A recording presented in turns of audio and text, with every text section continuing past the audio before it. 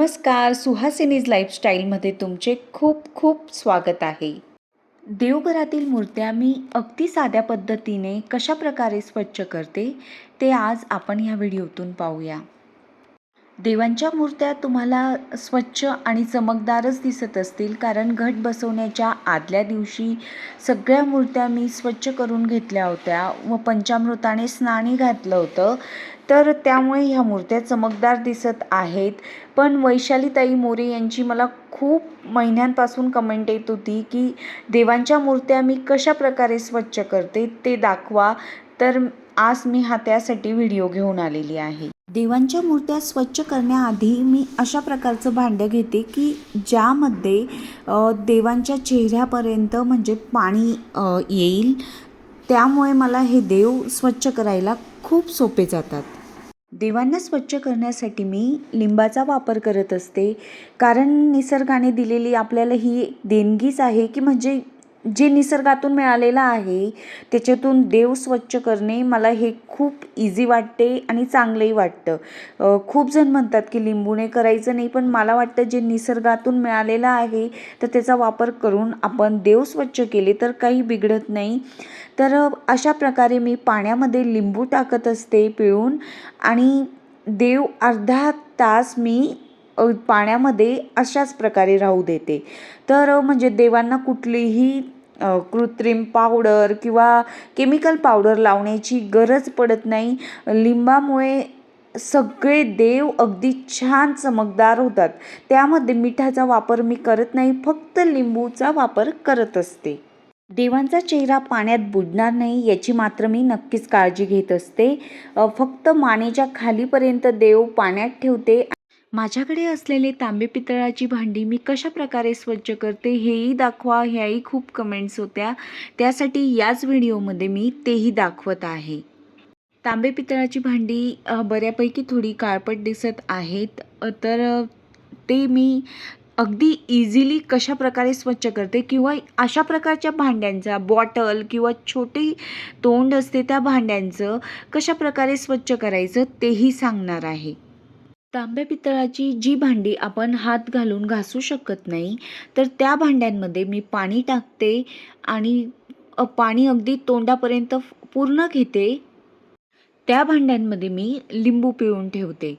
लिंबू पिळल्यानंतर पाऊण तास तर 1 तास मी अशा प्रकारे भांडी तशीच राहू देते.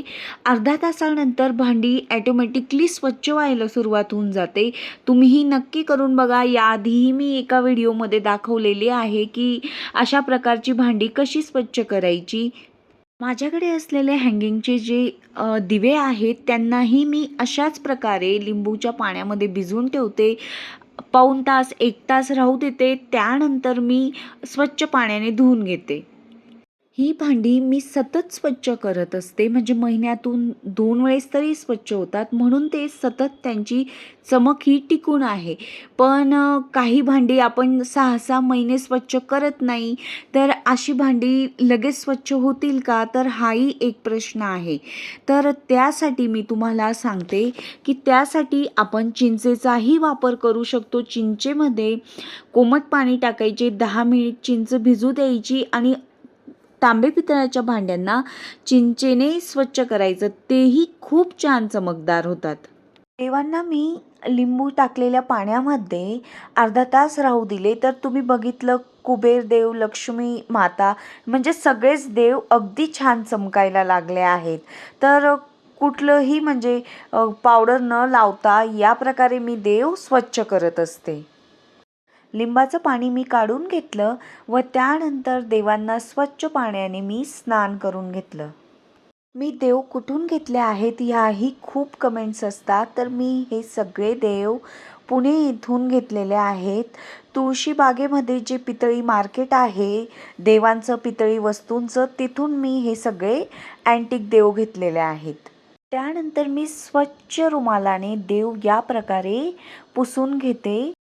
देवांना पुसून घेण्यासाठी रुमाल हा कॉटनचाच घ्यायचा की सगळं पाणी हा रुमाल खेचून घेईल. नेहमी या प्रकारेच मी देवांच्या मूर्तींची काळजी घेत असते, म्हणून मग अगदी ते छान चमकदार दिसतात.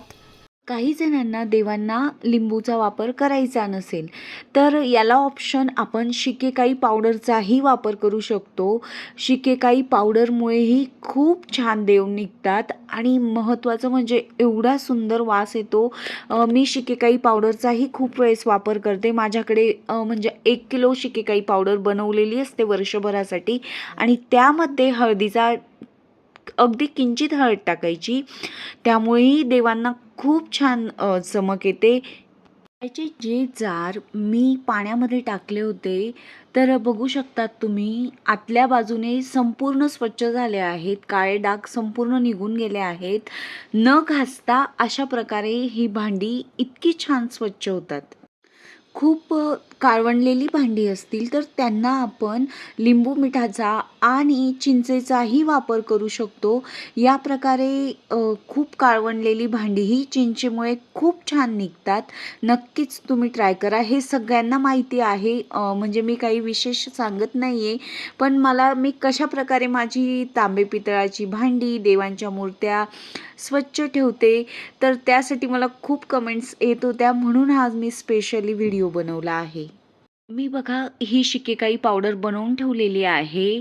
तर अशा प्रकारे ना शिकेकाई पावडरचाही वापर आपण तांबे पितळी भांडी किंवा देवांच्या वस्तू स्वच्छ करण्यासाठी किंवा देवांना स्वच्छ करण्यासाठी नक्कीच वापरू शकतो. कारण शिकेकाई ही म्हणजे सगळं आपल्याला निसर्गाने जी पानं, फुलं दिलेली आहेत त्यापासूनच बनवली जाते. म्हणून मग तेही वापरणं मला योग्य वाटतं.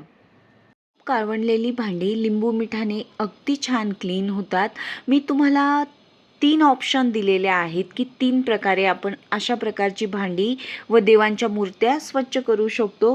तुम्हाला जी पद्धत सोपी, योग्य वाटेल त्या पद्धतीचा वापर करून तुम्ही हे सगळं स्वच्छ करू शकतात. पण मी ही गोष्ट सांगेल, की अगदी आपली अशा प्रकारची भांडी, देव आपण जर 2-2, 3-3 महिने स्वच्छ नाही केली, तर कुठल्याही पद्धतीने तुम्ही स्वच्छ करा, ती भांडी काळीच दिसतील. मग शेवटी आपल्याला कुठल्यातरी पावडरचाच उपयोग करावा लागतो. तर ही भांडी अगदी आपल्याकडे खूप वेळेस अर्धा लिंबू पडलेला असतो, तर लिंबू शिल्लक राहिला की मी लगेच कुठलं तरी भांडं जे वापरातलं मला डागाळलेलं दिसतं, ते मी लगेच घासून टाकते. पाण्याने स्वच्छ केल्यानंतर मी ही भांडी लिक्विडने अगदी हलक्या हाताने घासून घेते. त्यामुळे ह्या भांड्यांना डाग लवकर पडत नाही. या लिक्विडमध्ये मी ऑलरेडी खूप पाणी टाकून ठेवलेलं होतं, तर त्यामुळे मी खूप जास्त प्रमाणात घेतलं आहे. त्यानंतर ही सगळी भांडी स्वच्छ धुवून घ्यायची आणि छान कोरड्या कॉटनच्या कपड्याने पुसून घ्यायची. अशा प्रकारे मी माझ्याकडे असलेल्या तांबे पितळाच्या भांड्यांची काळजी घेते व त्यांना या प्रकारे स्वच्छ करून घेतले. तुम्हाला व्हिडिओमधलं थोडं जरी काही आवडलं असेल तर नक्कीच व्हिडिओला लाईक करा, शेअर करा आणि तुम्ही सबस्क्राईब केलं नसेल चॅनल तर नक्की चॅनलला आपल्या सबस्क्राईब करा. तुम्ही तुमचा अमूल्य वेळ देऊन हा व्हिडिओ पाहिला त्यासाठी तुमचे मनापासून खूप खूप आभार.